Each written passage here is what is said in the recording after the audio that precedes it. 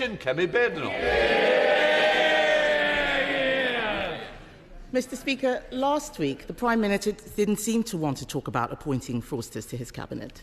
In fact, he seemed to want to talk about immigration. So let's talk about immigration. He has relaunched yet again. Many new targets, 6 milestones, 5 missions. But why was cutting immigration not a priority? Speaker, I'm glad she now wants to talk about immigration. Last week she said she didn't, and for good reason. Because the previous government presided over record high levels of immigration. The figures just a few weeks ago, nearly 1 million on net migration. That is unprecedented. A one-nation experiment in open borders under the last government. And she was the champion. She stood up and praised the then Tory Home Secretary for listening to her on removing caps on migration visas. So she was applauding it. Now she's furious about what she was campaigning for. We will drive it down. We will drive down lawful migration. We'll drive down illegal migration. Mr. Speaker, he talks about open borders. He was the one campaigning for free movement. I was in this House asking for a lift on skilled migration. He was there supporting all of the people who should not have been in this country. He wanted us to relax immigration. But as he's so keen to talk about the past, let's look at his record. 4 years ago, the Prime Minister signed a letter demanding that foreign criminals be allowed to stay in Britain. Dozens of Labour and Liberal Democrat MPs repeatedly signed these letters insisting that rapists and murderers be allowed to stay here. One of those criminals, Ernesto Elliott, had 17 convictions, including for knife crime. After his deportation was blocked, Elliott went on to murder someone. He was able to stay here and murder because people like this man campaigned against deporting criminals. Will he apologise for signing these letters? Mr. Speaker, I'd firstly remind her that when we're in the number now, under their watch, of migrants coming to this country, nearly 1 million, is over 4 times the number when we're in the EU. They lost control of the borders. And the particular example she puts to me is an example of failure under her government to take the necessary measures to keep our country safe. Mr. Speaker, this is a ludicrous assertion. He is the one who was repeatedly signing letters. He even asked us to pause all deportations. He doesn't want to talk about his past, Mr. Speaker, but that letter is just the tip of the iceberg. There is more. The Prime Minister actually complained that the immigration system was working to deter migrants rather than provide support. He said, and I quote, that he was proud to have served as Jeremy's shadow immigration minister. He boasted that he took the last Labour government to court for cutting benefits for asylum seekers. He said he would never set a target-based approach to immigration. He wants to talk about immigration. Let's talk about his record. We can talk about it all day. I have committed... Mr. Speaker, the Prime Minister says he wants to talk about immigration. I have committed to a cap on migration. Why won't he? Mr. Speaker, she talks about my record. For 5 years, I was the chief prosecutor prosecuting people who went to prison, many of whom were then deported. So while she's talking, I was actually doing the hard yards of convicting those that should be in prison. And she presided over record numbers of asylum seekers in this country, a record number of lawful and irregular migrants. That is 14 years when they lost control of the borders. They set a cap for each of those 14 years. It wasn't hard. It didn't stop people coming, and it got a record number. They should apologise for what they've done with their open borders policy. Mr. Speaker, he did not answer a single... Do you want to leave? If you've not got the guts to stand up to the comments, you shouldn't be in here. Kemi Badenoch.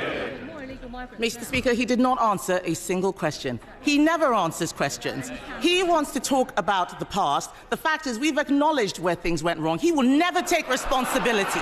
He will never take responsibility The fact is, he has scrapped a deterrent that the National Crime Agency has said we need. Since he came into government and scrapped the Rwanda deterrent, small boat arrivals have increased by nearly 20%.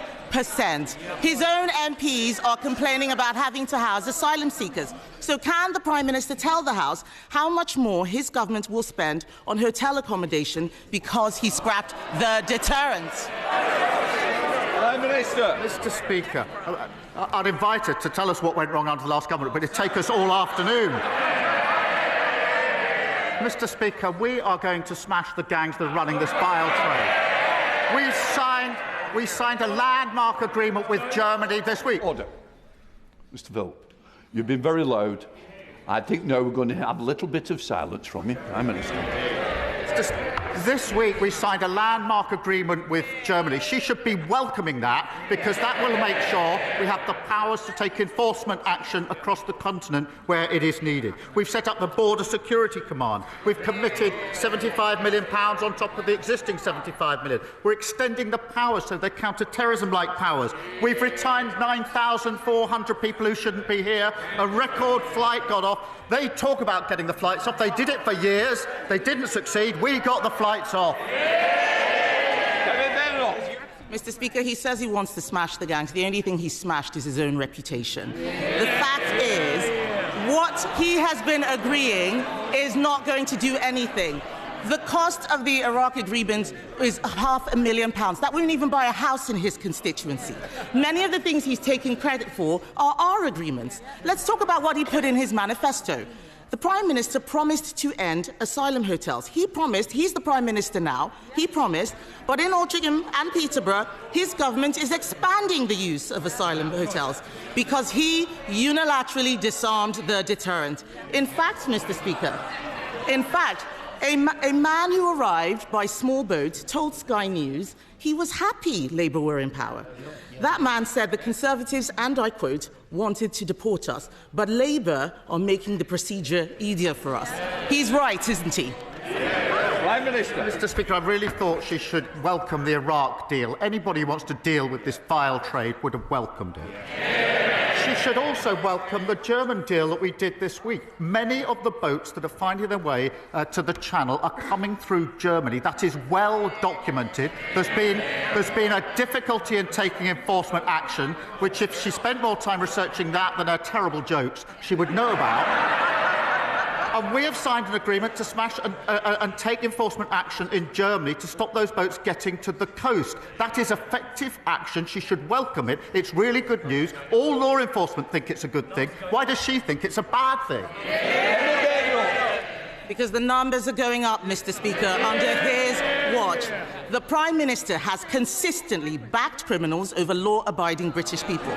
He defended terrorists like Hizb ut-Tahrir in the European Court. He argued all immigration law had a racist undercurrent. He voted against life sentences for people smugglers. He voted against more than 100 measures to control migration. He even said it was wrong. He even said, Mr. Speaker, that it was wrong when the Conservatives took away Shamima Begum's citizenship. Now he has appointed her defence lawyer as his Attorney General.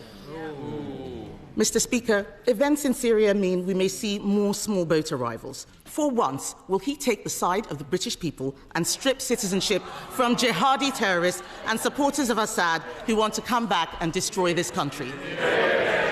Prime Minister. Mr.